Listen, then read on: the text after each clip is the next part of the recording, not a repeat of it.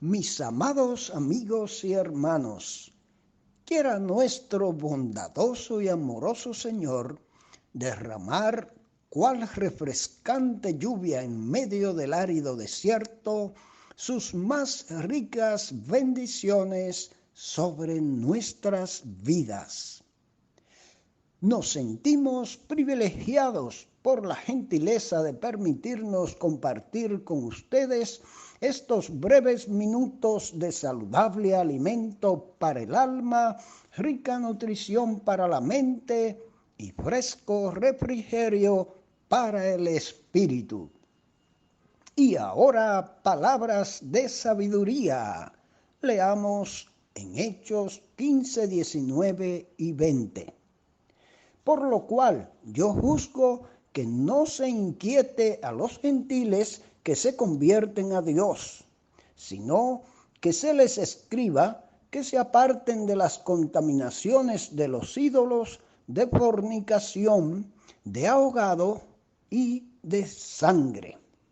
Con nuestra presentación anterior pusimos punto final a los sustanciosos y versátiles comentarios de Matthew Henry, traducidos y adaptados al castellano por don Francisco Lacueva, sobre el capítulo 15 del libro de los Hechos.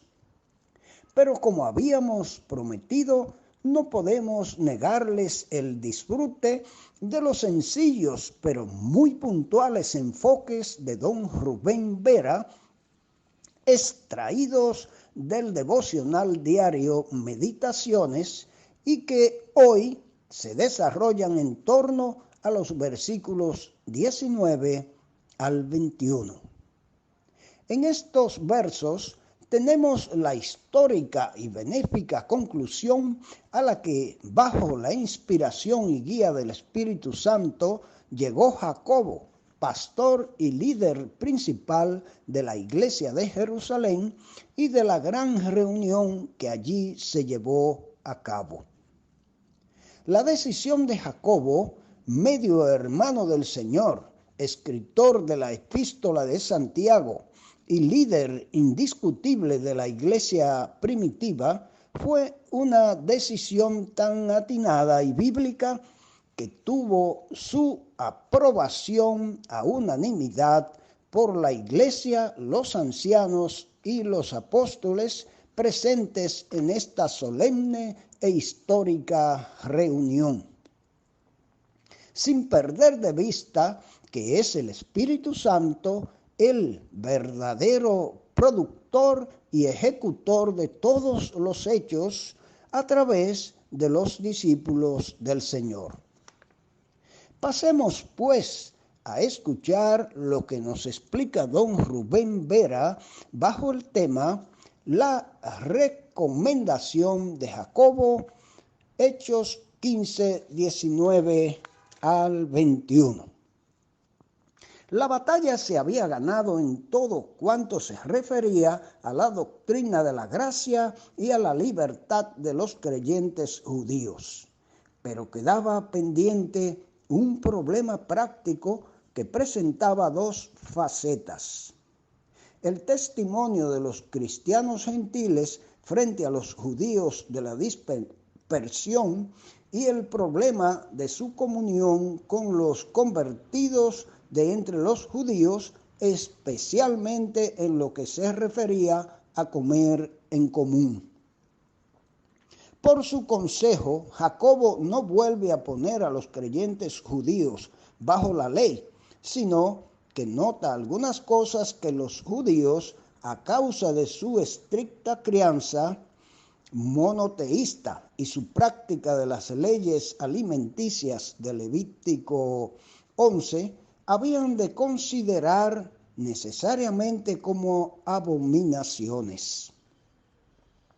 Tales eran los alimentos que se habían ofrecido ritualmente a los ídolos, siendo vendidos luego en los mercados: la fornicación, lo estrangulado, o sea, carne de animales matados sin que se diera lugar a escurrirse toda la sangre, el comer de la sangre misma en la forma que fuese.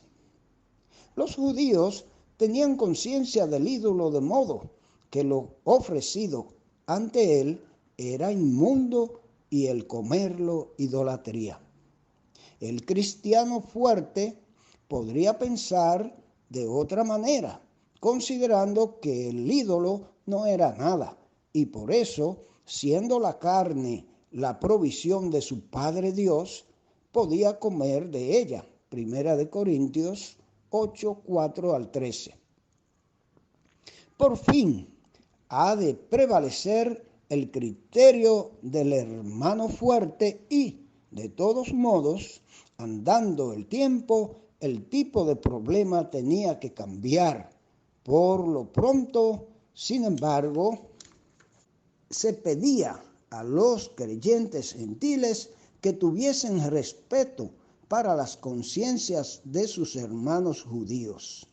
El comer de la carne con sangre se había prohibido bajo el pacto noético, Génesis 9:4, con la evidente intención de ilustrar lo sagrado de la vida del hombre. Más tarde, la sangre llegaba a ser la vida dada en expiación y se aumentó el respeto que se había de tener frente a ella. Levítico 17, 1 al 11. Según las lecciones que ya vimos al estudiar el capítulo 10, comprendemos que todo lo material se ha limpiado por la eficacia del gran cumplimiento de toda figura en el Calvario. Pero Pablo, aun siendo él mismo fuerte, también aconsejaba que se mantuviera un respeto cariñoso frente a las conciencias débiles. Para los judíos era horroroso ver a los gentiles participar de tales viandas, y si al convertirse no se abstenían de ellas, todo trato con ellos era imposible. Andar juntos, formar todos una sola familia cristiana era lo importante, así que debían abstenerse de esos alimentos, sacrificando la libertad que tenían de poder comerlos, pues no estaban bajo la ley. Este problema surgía en todas partes y a nosotros, que vivimos en otro ambiente y después de tantos siglos, nos es difícil darnos cuenta de la gravedad que revestía. Fue objeto de una consulta al apóstol Pablo, a la que contestó ampliamente en su primera epístola dirigida a la iglesia de Corinto, diciéndoles: todas las cosas me son lícitas, pero no todo conviene. Todo me es lícito, pero no todo edifica. Ninguno busque su propio bien, sino el del otro. Primera de Corintios 10, 23 y 24. De modo que, con el fin de que no se levantara una barrera entre quienes estaban unidos en Cristo, los judíos habían de aprender a ser menos estrictos en detalles no esenciales, mientras que los gentiles tenían el privilegio de ejercer una consideración cariñosa y hermanable frente a los prejuicios que los judíos no podían vencer aún. Estemos firmes en la libertad con que Cristo nos ha hecho libres, según el apóstol escribe a los Gálatas, pero usemos la libertad para bien y no para causar escándalos ni poner tropiezos a los débiles en la fe y el conocimiento. En todos los actos de la vida seamos siempre guiados por la ley del amor fraternal. si nos dejamos conducir, mis amados hermanos y amigos, por la guianza del Espíritu Santo, la cual está revelada en la palabra de Dios, que es obra del Espíritu Santo, entonces vamos a saber sobrellevar a los débiles.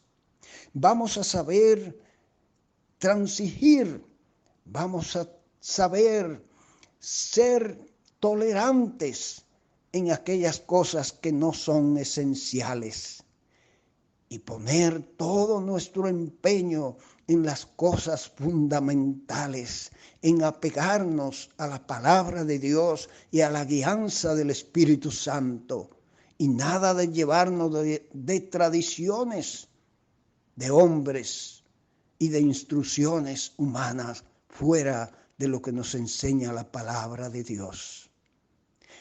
Que nos dejemos guiar por el amor que nos une en Cristo, a fin de que podamos ser uno y a saber compartir y convivir con diferencias en aquellas cosas que no son esenciales, pero actuando en la misma dirección en las cosas fundamentales.